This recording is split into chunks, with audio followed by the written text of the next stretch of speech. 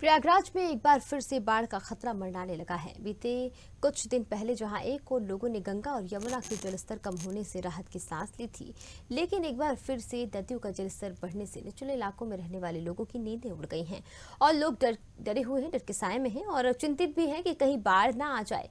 और लोग अभी से घर में सामान हटाने लगे हैं। गंगा और यमुना नदी एक बार फिर से उफान पर है। त्रिवेणी संगम की कोतवाल कहे जाने वाले लेटी हनुमान इस बार तीसरी बार मां गंगा के ने स्नान कराया। ऐसे के चलते पखवाड़े भर के भीतर दोबारा झूसी के 1.5 दर्जन कछारी गांवों में फिर से बाढ़ का पानी दाखिल हो गया है। गंगा मंगलवार की अभोर में बाढ़ के पानी ने झूसी के बतरा सोनौटी मार्ग को अपनी चपेट में पूरी तरह से ले लिया है। इसमें 1.5 दर्जन से ज्यादा कछारी गांवों का संपर्क दोबारा टूट गया है। कुछ घंटे बाद ही इस मार्ग पर 2 और 4 पहिए वाहनों की आवाजाही पूरी तरह से ठप्प पड़ गई है। बता दें कि बाढ़ की चपेट में आने से सैकड़ों बीघे धान की फसल बर्बाद हो गई है।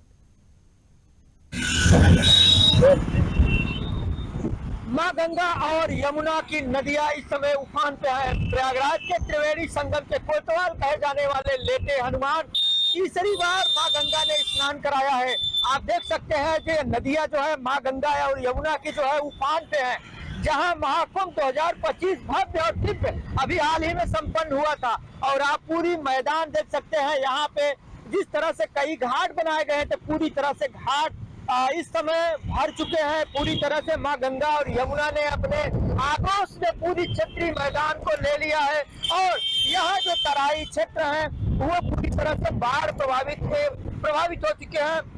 और जहाँ गाड़ियां चल रही थी अब इस समय वहाँ नाव चल रही है। अब आप देख सकते हैं जिस तरह से मां गंगा और यमुना ने इस तरह से उफान पर है और लेटे हनुमान से लेकर के त्रिवेणी संगम बांध लेकर सलोरी और छतनाथ, फाफामऊ, नैनी पूरी एरिया को जो है इस समय मां गंगा ने पूरी तरह से आगोश कर लिया है और अपने जो है मैदानी क्षेत्रों को मां गंगा और यमुना की पानियों से पूरी तरह जहां भी आपकी नजर पड़ेगी पूरी तरह से मां गंगा और यमुना की पानी ही पानी नजर आएगा।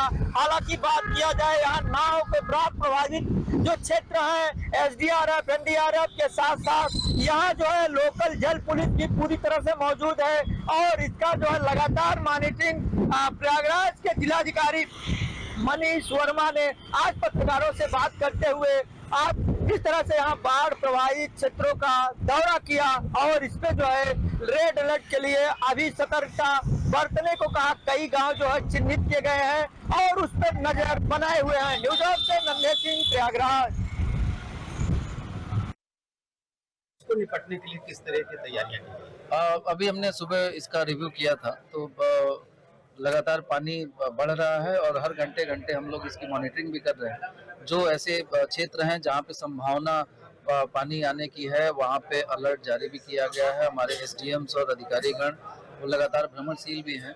हमारे जो बाढ़ के शरणालय हैं, बाढ़ चौकियां हैं, वो पूरी तरह से तैयार हैं, चिन्हित की गई हैं। जब और जहाँ पे भी आवश्यकता होगी, अगर किसी को विस्थापित करके वहाँ पर शिफ्ट करना होगा तो उसकी भी व्यवस्थाएं हम लोगों ने सुनिश्चित कर ली है। खाद्य सामग्री, चाहे वो जानवर को भूसा की व्यवस्था करनी हो, हर तरह की व्यवस्थाएं हैं।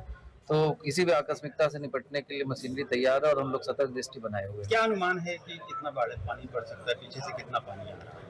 अभी तो थोड़ा बढ़ने का ट्रेंड है। जो अभी हमें एक इनिशियल फीडबैक मिला है कि अभी थोड़ा यमुना में खासकर पानी थोड़ा सा अभी बढ़ रहा है, लेकिन ये संभावना है कि अगले कुछ दिनों में फिर ये पानी का जल स्तर नीचे जा सकता है।